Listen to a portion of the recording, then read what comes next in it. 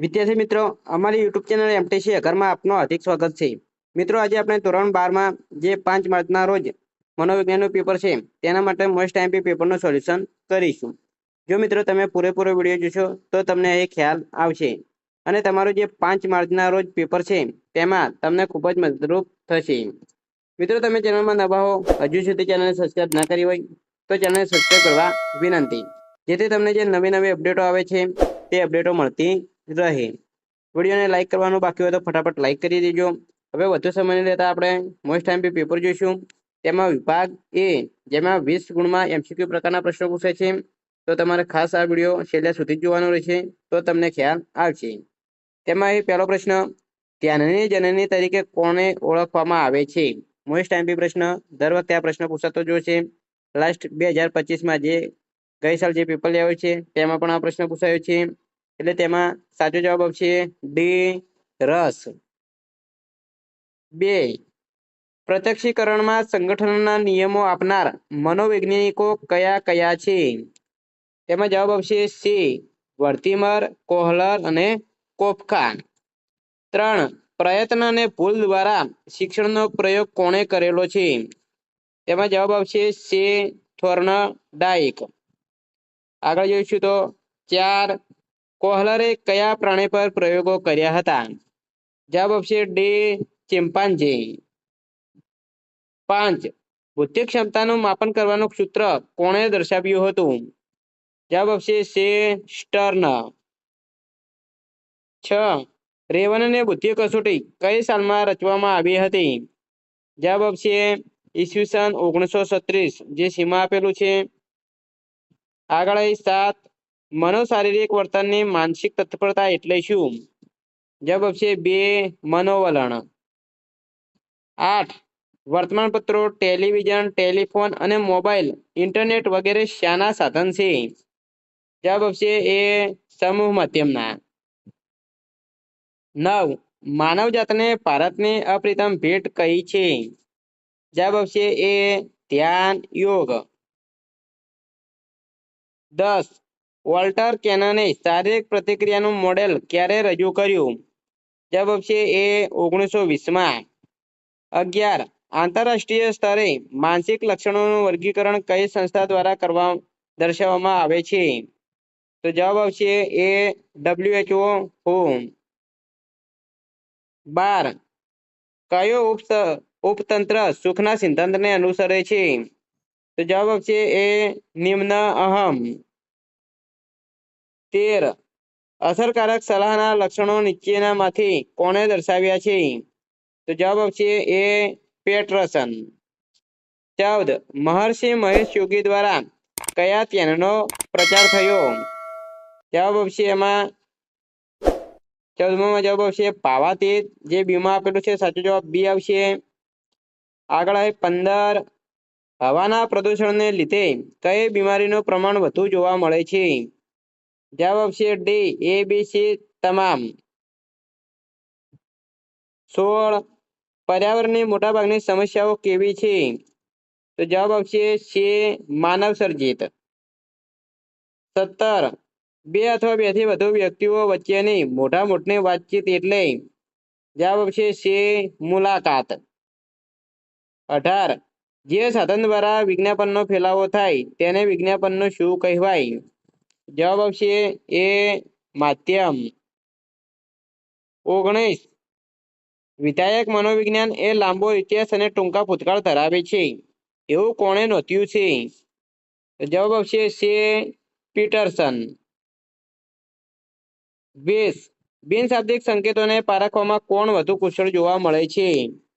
તો જવાબ આવશે એ, સ્ત્રીઓ। તો વિદ્યાર્થી મિત્રો, વિભાગ એ, જેમાં એમસીક્યુ પ્રકારના પ્રશ્નો હોય છે, તે પૂરો થાય છે। આગળ આપણે વિભાગ બી જોઈશું। એના પહેલા જો મિત્રો તમે ચેનલમાં નવા હો, હજુ સુધી ચેનલ સબસ્ક્રાઇબ ના કરી હોય તો ચેનલને સબસ્ક્રાઇબ કરવા વિનંતી। વિડીયોને લાઈક કરવાનું બાકી હોય તો ફટાફટ લાઈક પણ કરી દેજો। હવે આપણે નેક્સ્ટ જોઈશું વિભાગ બી। તેમાં અહીં 1 ગુણના પ્રશ્નો પૂછાય છે। 21, પ્રત્યક્ષીકરણમાં સામૂહિકના નિયમો મનોવિજ્ઞાનના કયા સંપ્રદાયે આપ્યા? તો તેમાં જવાબ આવશે સમષ્ટિવાદી સંપ્રદાય। 22, સીટી મોર્ગને આપેલ શિક્ષણની વ્યાખ્યા આપો। તો જવાબ, શિક્ષણ એટલે અનુભવ અને પ્રયત્ન કે મહાવરાથી વર્તનમાં માપી શકાય તેવો સાપેક્ષ કાયમી ફેરફાર. 23 પ્રતિભા સંપન્ન બાળકનો બુદ્ધિઆંક કેટલો હોય છે? જવાબ 130 થી વધુ. 24 મનોવલણ ઘડતરને અસર કરતા બે ઘટકો જણાવો. તો જવાબ આવશે એક કુટુંબ અને બીજું સામાજિકરણ. 25 લેજારસે મૂલ્યાંકનને કયા બે તબક્કાઓમાં વર્ગીકૃત કર્યું છે? તો જવાબ આવશે પ્રાથમિક મૂલ્યાંકન અને બીજું દ્વિતીયક મૂલ્યાંકન. 26 ADHD વિકૃતિનું પૂરું નામ જણાવો. તો જવાબ આવશે ધ્યાન ન્યૂનતા અને અતિ પ્રવૃત્તિ શીખવાની વિકૃતિ. આગળ જોઈશું તો 27 બોધાત્મક ઉપચાર પદ્ધતિ કોણે આપી? તો 27 માં જવાબ જોઈશું તો આલ્બર્ટ એલિસ અને એરોન બ્રેકે. 28 રેફ્રિજરેટરમાં કયા વાયુનો ઉપયોગ થાય છે? તો જવાબ આવશે રેફ્રિજરેટરમાં ક્લોરોફ્લોરોકાર્બન્સ વાયુનો ઉપયોગ થાય છે. 29 જરૂરિયાતના ઉચ્ચ પદાનુક્રમ શ્રેણીક્રમનો સિદ્ધાંત કોણે આપ્યો? તો જવાબ આવશે અબ્રાહમ માસ્લોએ. 30 સુખના પ્રકારો જણાવો. જવાબ સુખના બે પ્રકારો છે, વ્યક્તિલક્ષી સુખ અને સ્વપ્રગટીકરણ સુખ. આગળ આપણે વિભાગ સી જોઈશું, તેમાં બે ગુણના પ્રશ્નો પૂછાય છે. તો મિત્રો ખાસ તમારે વિડીયો છેલ્લા સુધી જોવાનો રહેશે, તો તમને અહીં મોડેલ પેપરમાં ખ્યાલ આવશે. તેમાં 31મો પ્રશ્ન ધ્યાન વિચલન એટલે શું? જવાબ તો મિત્રો જવાબ આપેલો છે, તમે જોઈ શકો છો. આ રીતે ખાસ તમારે જવાબ તૈયાર કરવાનો રહેશે. અહીં બે ગુણમાં પ્રશ્ન પૂછાય છે. આગળ 32 ચિત્રકારો અને નાટ્ય નિર્દેશકો દૂરના અંતર માટે કયા સંકેતનો ઉપયોગ કરે છે? શા માટે? જવાબ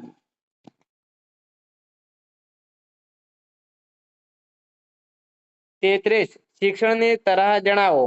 જવાબ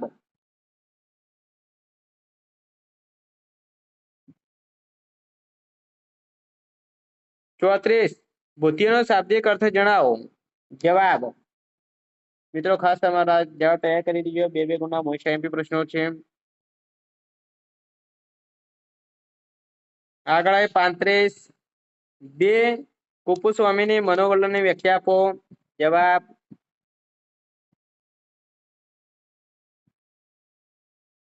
36 મનોવલણ પરિવર્તનની રીત જણાવો. જવાબ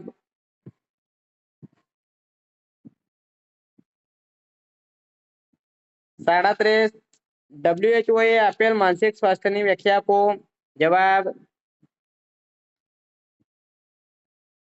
38 રિપ્ટેક પ્રક્રિયા એટલે શું? જવાબ જો મિત્રો તમે ચેનલમાં નવા હો તો ચેનલને સબસ્ક્રાઇબ કરવા વિનંતી, જેથી તમને જે નવી અપડેટો આવે છે તે અપડેટો મળતી રહે. 39 ખુલ્લી જગ્યાના પૈમાં દર્શાવેલ 5 પરિસ્થિતિઓ કઈ કઈ છે? જવાબ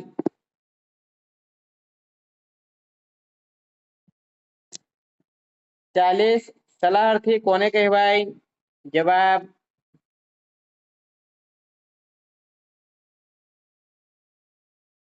41 ધ્યાનનો અર્થ સ્પષ્ટ કરો.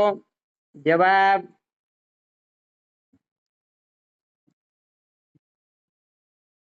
42 ગંદકી કેવી રીતે ફેલાય છે તે સમજાવો. જવાબ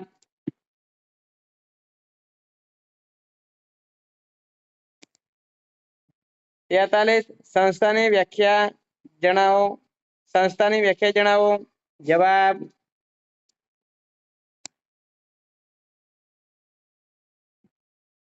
આગળ 44 પરણેલા લોકો કોનાથી વધુ સુખી હોય છે? જવાબ તો મિત્રો એ વિભાગ છે, બે ગુણના પ્રશ્નો જે પૂછે છે તે વિભાગ પૂરો થાય છે. આગળ આપણે વિભાગ ડી માં કેવા પ્રશ્નો પૂછાઈ શકે તે પ્રશ્નો જોઈશું. ખાસ તમારે તૈયાર કરવાના રહેશે. અહીં 3 ગુણના પ્રશ્નો છે. તેમાં 45 વ્યુત્ક્રમીય આકૃતિ એટલે શું? સમજૂતી આપો. 46 અનુકરણાત્મક શિક્ષણ ઉદાહરણ આપી સમજાવો. 47 માનસિક વય કઈ રીતે ગણવામાં આવે છે? સમજાવો. 48 પ્રતિભા સંપન્નતાના લક્ષણો વર્ણવો. 49 મનોવલણ જન્મજાત નથી, સંપાદિત છે, સમજાવો. તો મિત્રો ખાસ આ પ્રકારના 3 ગુણમાં પ્રશ્નો પૂછે છે, તૈયાર કરી દેજો. 50 સંઘર્ષના પ્રકારોની સમજૂતી આપો. 51 મનોભારની પ્રતિક્રિયા તરીકે શારીરિક પ્રતિક્રિયા સમજાવો. 52 ચેતન મન અને અચેતન મનની સંક્ષિપ્તમાં સમજૂતી આપો. 53 અષ્ટાંગ યોગના પગથિયા જણાવો. 54 સલાહનો અર્થ સ્પષ્ટ કરો. 55 ઘોંઘાટ પ્રદૂષણની માનવ વર્તન પર અસરો વર્ણવો. તો આ રીતે 3 ગુણમાં પ્રશ્નો પૂછાય છે. આગળ 56 પુનઃ ઉપયોગ અને ઉર્જા સંરક્ષણની સમજૂતી આપો. 57 વ્યવસ્થાપન ભૂમિકાઓની સમજૂતી આપો. 58 વ્યક્તિલક્ષી સુખ સમજાવો. આગળ વિભાગ એ જેમાં 5 ગુણના પ્રશ્નો પૂછાય છે. તેમાં 59 ધ્યાનના વસ્તુલક્ષી નિર્ધારકો ઉદાહરણ સહિત સમજાવો. 60 પ્રત્યક્ષીકરણના સંગઠનના નિયમો સમજાવો. 61 કોહલરે ચિમ્પાન્જી પર કરેલા પ્રયોગો જણાવી 2 લાકડીવાળો પ્રયોગ સવિસ્તાર સમજાવો. 62 થોર્નડાઈકે કરેલા પ્રયોગની ફલશ્રુતિ સમજાવો. 63 કાર્ડાનાનો બહુવિધ બુદ્ધિનો સિદ્ધાંત સમજાવો. અને 64 ગ્રીન હાઉસ અસરની વિગતે ચર્ચા કરો. તો વિદ્યાર્થી મિત્રો, વિભાગ ડી અને એના જે મોસ્ટ આઈએમપી પ્રશ્નો જણાવે છે તે ખાસ તૈયાર કરી દેજો. જે મોસ્ટ આઈએમપી પ્રશ્નો છે જે મોડલ પેપરનું સોલ્યુશન પૂરું થાય છે. જો મિત્રો વિડીયો સારો લાગ્યો તો લાઈક કરજો, શેર કરજો અને સબસ્ક્રાઈબ કરજો. Thank you. જય હિન્દ, જય ભારત.